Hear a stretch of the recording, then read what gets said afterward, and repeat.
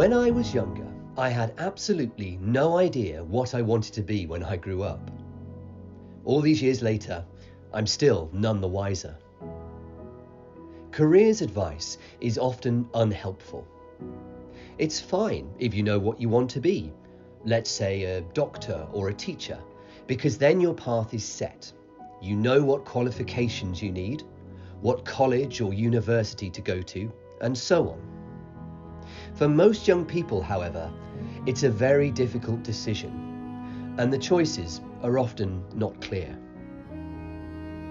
This is why I'm setting out to try and help. I'm meeting with people who have different jobs. These are not ordinary professions, but slightly more unusual jobs than you might find on a typical careers advisors list. It could be that one of these sparks an interest for you. But more than that, what I hope to capture is the advice that these people have to offer. They will share their experiences, their life stories, their mistakes, and also their secrets for success. We very rarely have all the answers in life, but what we do gain as we grow older is wisdom and experience. And I'd like to gather as much of this as possible and share it with you so that you can benefit from better advice than I had.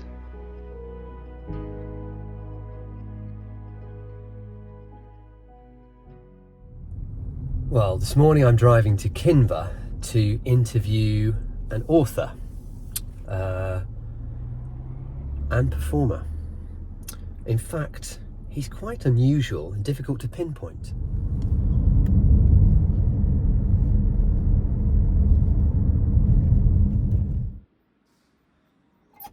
Hello, how are you doing?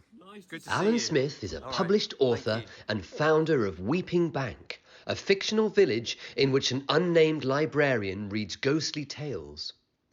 What started out merely as a location in a short story, Weeping Bank has grown into a vehicle for live performances in which Alan delivers his tales as the librarian himself.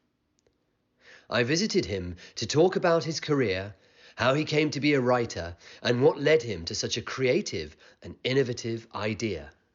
So I loved reading from a very early age, and that's down to my mum and dad. You know, they were very keen readers themselves, and I was read to, which I appreciate does not happen for everybody. And I used to absolutely love those moments where somebody's reading to you. In my case, it was very often my mum, because my dad was working, quite long hours and stuff. So strangely, the moments when he read to me are the ones that became the most special, because it was unusual.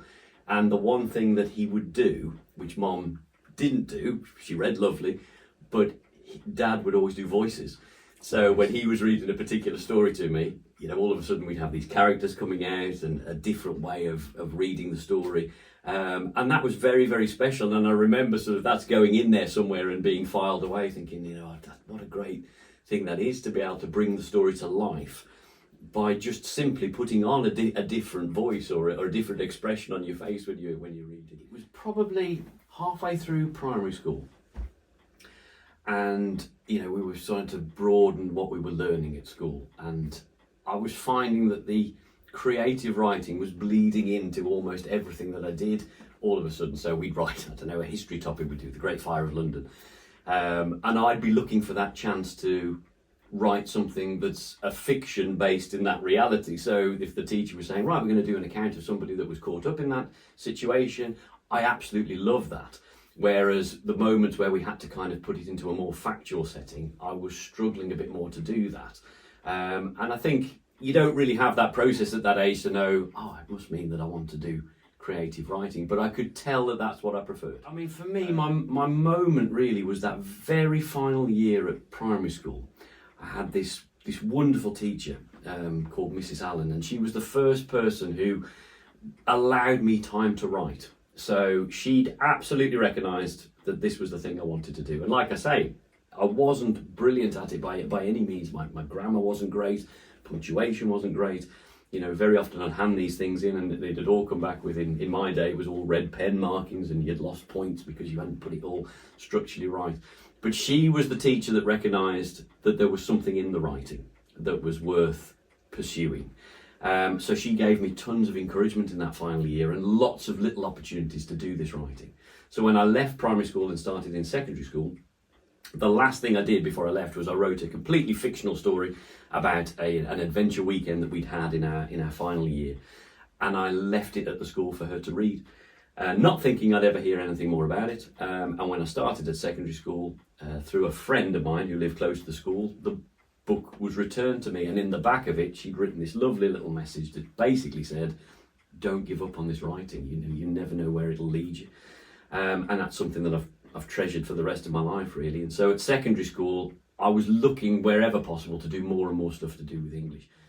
For somebody going through that right now, going through that whole sort of process of like I say, exams and sort of critiquing kind of classic novels or plays, what advice would you give to them if they're finding they're struggling with some set texts?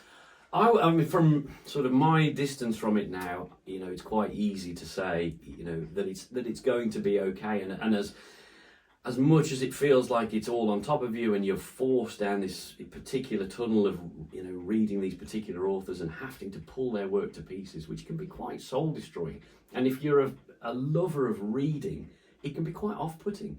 I think I reached a point where I accepted that you can't change the system. As much as you'd love to say to the teachers, I don't want to read this, I don't want to do this particular essay, you can't do that. And actually the reasoning behind it is very sound. They're trying to help you to explore various different styles and different things. And actually it's a really good thing for a writer to read as much as possible, but also in your own mind to make some choices yourself and think, these are not necessarily the writers that are sparking that thing for me. I knew the books that I preferred, and we did dip in very, very briefly towards the end of secondary school into more of a gothic writing, and I think we did Dr. Jekyll and Mr. Hyde. And I can remember being familiar with that story, but in the wrong way. I was familiar with it because of the films, and the more you learn about that story, actually the films are far more remembered than the book is, because they have added so much more to the story than is in there. But I do remember enjoying that book and that style and the setting and the whole idea of kind of a Victorian London, and that was definitely probably one of the first books that made me think, there must be more stories like this. If you've made that decision that you want to become a writer, there isn't a clear path to take. So the obvious thing to do is to go to university and carry on your English studies, and then you could potentially move into a master's in creative writing or something like that. But I had an absolute fear of doing that, which goes back to what we've talked about earlier. It was that level of study and critique was really starting to derail my sort of dreams of becoming a writer and putting me off reading in a way that I hadn't expected. So I made some decisions to not pursue that. I was thinking, well, if it's going to happen, I think it will just naturally evolve. I don't necessarily feel like I've got to have reached such a standard that I go to Oxford or Cambridge and that's my only path into writing. When I was young, I thought all writers were old.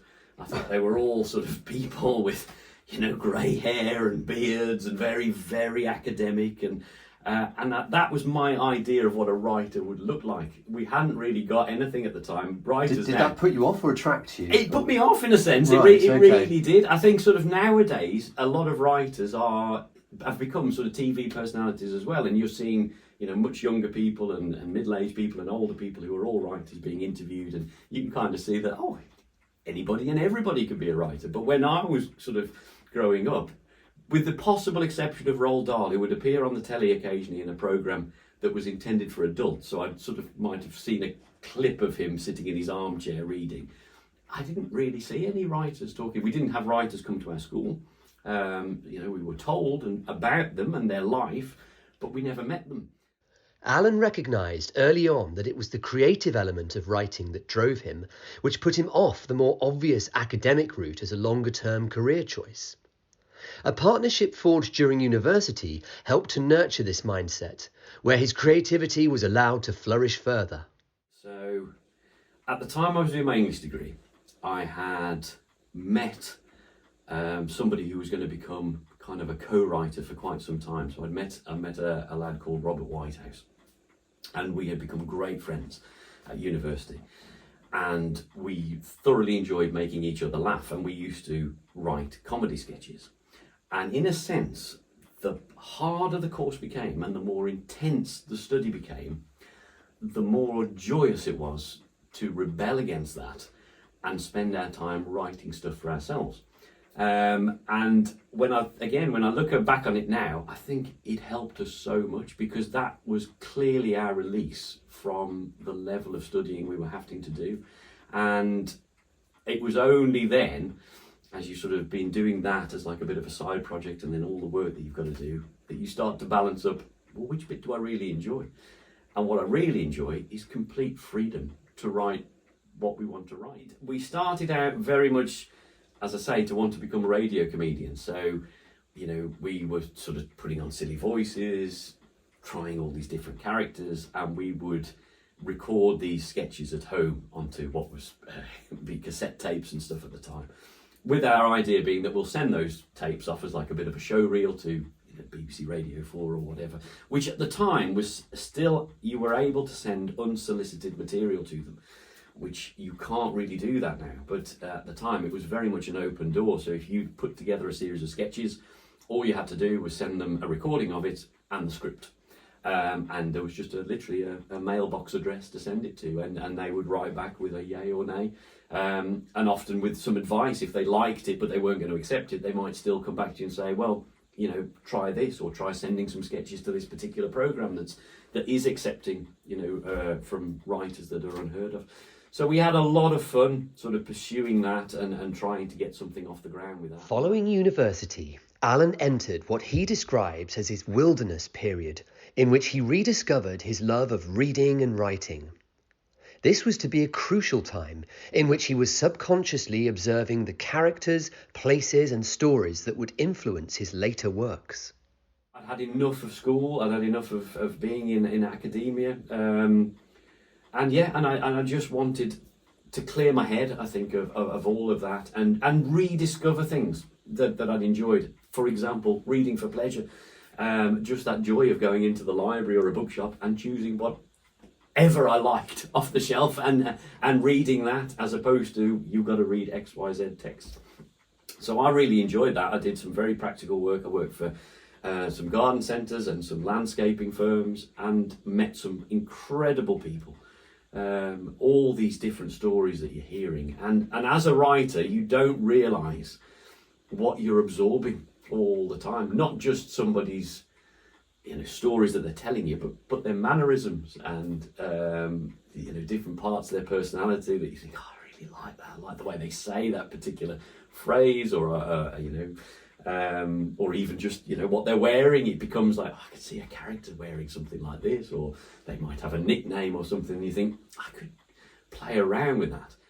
And at this time I was sharing a flat with a friend, and he would often be gone of an evening because he used to work at night.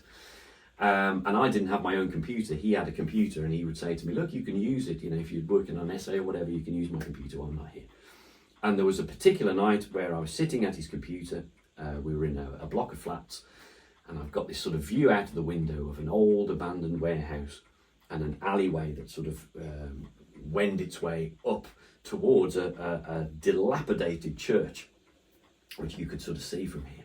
And I was staring at a blank piece of paper, and I thought, I'm going to write something to do with that landscape and where I am in this block of flats. And I wrote about 10 pages of this story, no idea of what it was, where it was going. And my friend came back from work, and the next day I handed him these sort of 10 pieces of A4 and asked him to read it, which he did. Incredibly, sat there, read it with a cup of coffee, and at the end of it he said, oh, I really like that, Al. Where's that going? And I had absolutely no idea, like genuinely no idea. I just said, oh, I was just so bored last night, I didn't want to do the essay, started to write this story, and without realising it, I'd begun a novel that I had not planned, that I had no structure for, but I had thoroughly enjoyed creative writing again. I discovered what my time of the day was for writing, and this is something that is really interesting, I find, when you're sort of talking to other authors. Everybody has their time. For some people, that's evening, and that may be for a very practical reason. They've got a job or a family or whatever, and they can only write at night.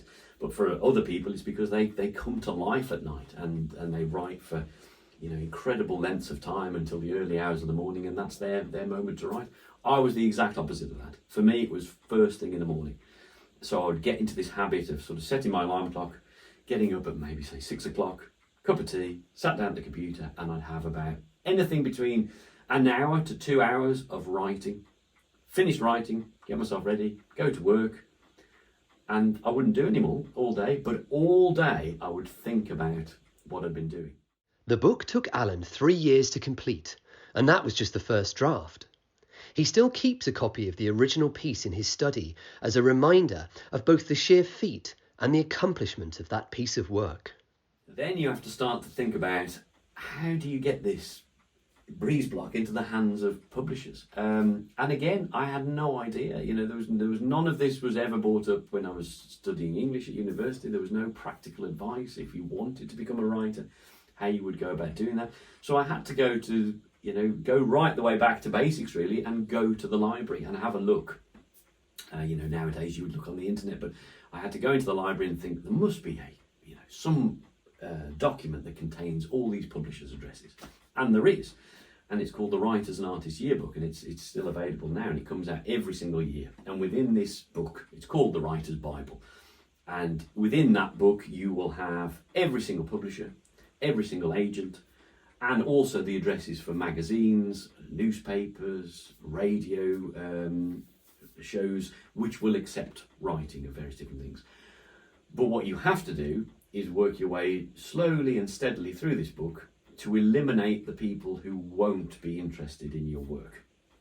Because there is no point sending your book, which in this case, it was a fantasy fiction book, so you can't just send that to every single publisher, because lots of publishers are not interested in that type of writing, and lots of agents are not interested in that type of writing. So you have to compile a list, and then you have to then reduce the book to about the first 50 pages, or possibly 3 chapters.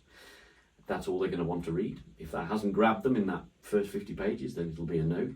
You have to write a very nice letter explaining who you are and what the book is about. You have to spoil the ending of the book for the person that's going to read it, which I found this concept really bizarre. So you have to write a synopsis of your entire book in about a page. It's the most difficult piece of writing you'll ever do in your life. So you imagine trying to condense that breeze block into 1 page and make it sound like somebody actually wants to read it. So you've got to give them all the key moments in your book, how it starts, what's going to go on in the middle section, and how the book finishes. And then you send that off. And weeks and weeks would go by and you wouldn't hear anything, and then the rejection letters would come back. And they can be quite harsh.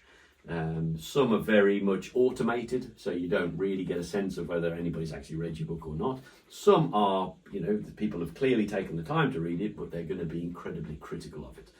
And I wasn't ready for any of that. It sort of felt like being back at primary school and having that essay handed to you covered in red marks. It's taken something that you've put so much of your time and passion into, to have a complete stranger say, I hated it. It's no good. It wasn't going anywhere. I didn't like the characters. I didn't like this. And it can literally be as blunt as that. And then, and I don't now know why I did this, but I thought, perhaps I'm going about this wrong. Perhaps I need to send the book to a writer as opposed to a publisher or an agent. At least send it to someone who has that experience, a writer that I admire, and they'll tell me the truth. They'll tell me whether this is an absolute load of rubbish or there's nothing in it. So I put together a list of kind of my dream writers who I would love to send it to. And I sent to about 5 different writers, one of whom was a man called Anthony Horowitz. And he wrote back to me. He'd taken the time to read what I'd sent him, which is incredible when you think about how busy he must be with his own writing. And he sent me a letter. It was fabulous, really detailed about the story. And he wasn't saying, this is the best book I've ever read. But equally, he wasn't saying it was awful. He was saying, this is your first attempt, he said, and there's a great story in here. but this is what you've got to do. Following this advice, Alan undertook the daunting task of re-editing his book and turning it from one volume into a trilogy. Now more confident with what was required, he resubmitted his work and was rewarded when it was accepted by a publisher. And the result was that his first novel, Harvester of the Now, was published in 3 volumes. Having finally achieved his dream of becoming a published author, he decided to follow this up with a more manageable short story and was keen to draw upon his local environment for inspiration. I was on a walk, not far from where I live now, because that's always been a thing for me. If I'm stuck on a story, I go off for a nice walk somewhere, and very often either the plot will start to come together or you'll see something in the landscape you think, I can use that. And on this particular walk, there was this beautiful tree, huge weeping willow tree. And it wasn't by water, but the road that it's on floods quite a lot. So at the day that I was walking up there was kind of this free-flowing stream almost coming down past it. And I remember looking at this tree thinking, that's incredible, that beautiful tree. Weeping, this word was in my head. And the further I went on the walk, the more I thought about the tree and that word.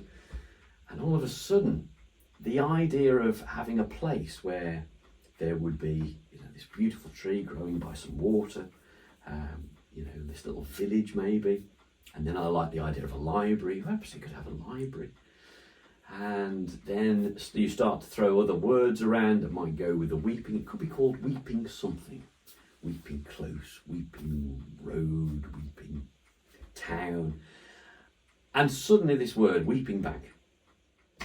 And the idea that it couldn't all just be within this little village.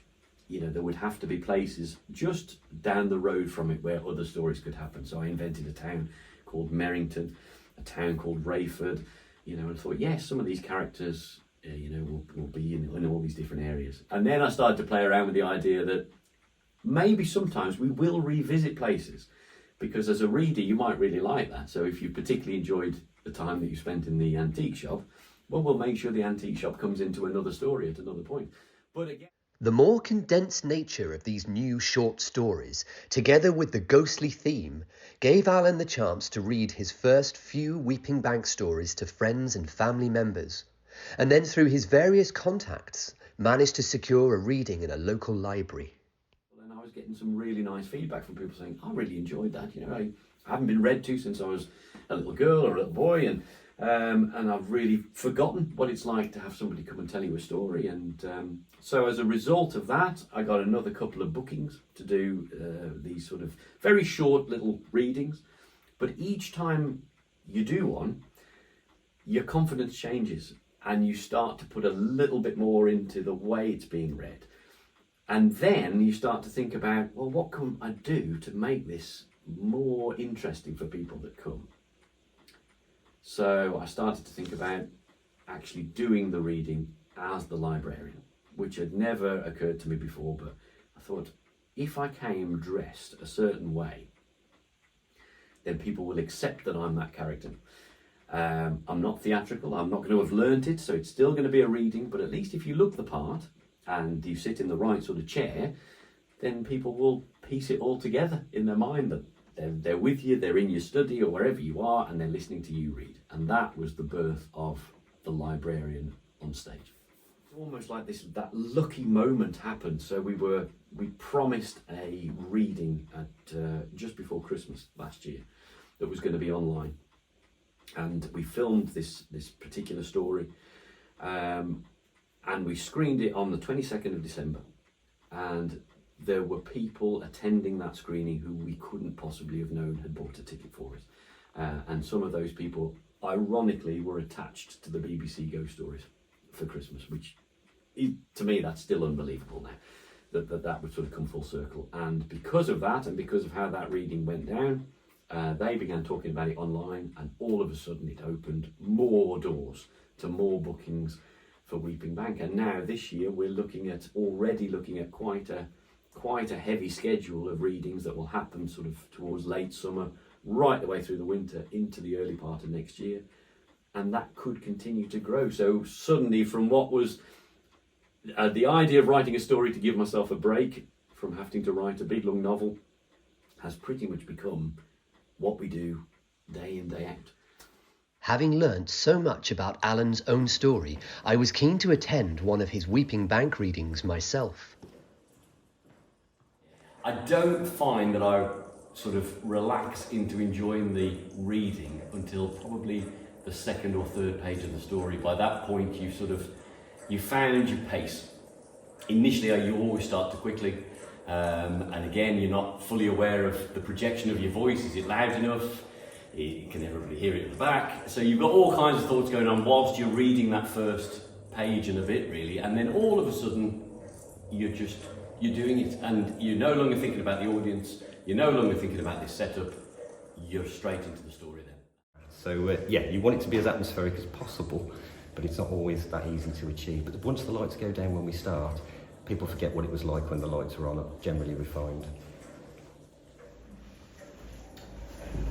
Whenever I'm in town, I always pay a visit to Van Jarrett & Son, a veritable cornucopia of antiques and trinkets, acquired with not inconsiderable skill by the rather gregarious proprietor.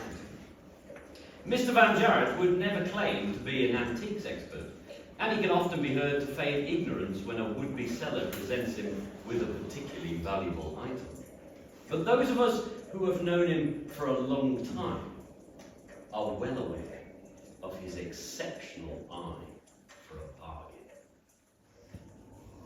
He was on his feet and heading in the same direction the lady had gone, keen to return this valuable item to her, when suddenly a wicked thought crossed his mind, and he stopped.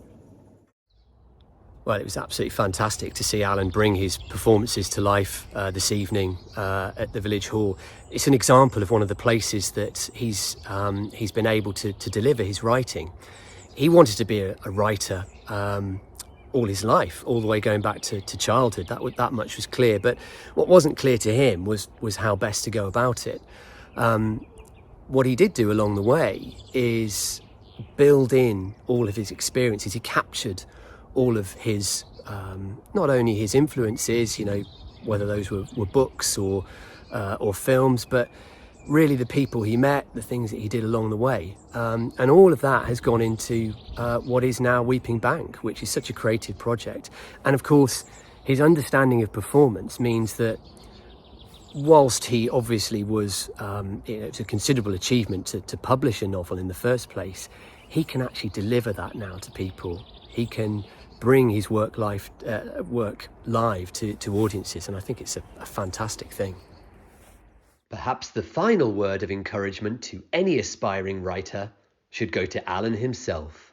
The key thing is to not give up on those dreams, and that sounds incredibly cheesy, but it's true. It's so easy to give up. There are so many things that will be put in your way to prevent you from achieving that dream, and it's so easy to be derailed from it. And all the way through, even everything that we've spoken about in this interview, there are huge moments where I could have stopped, where you're being told this is no good, this isn't for you, you're not, even at school, you're not going to become a writer, you can't spell, your punctuation is all wrong, you can't become a writer unless you go to, these universities and do these master's degrees. You've written your story, you're sending it off to publishers, it's no good, you're getting these rejections. There's loads of examples where you could say, right, that's it, and forget it.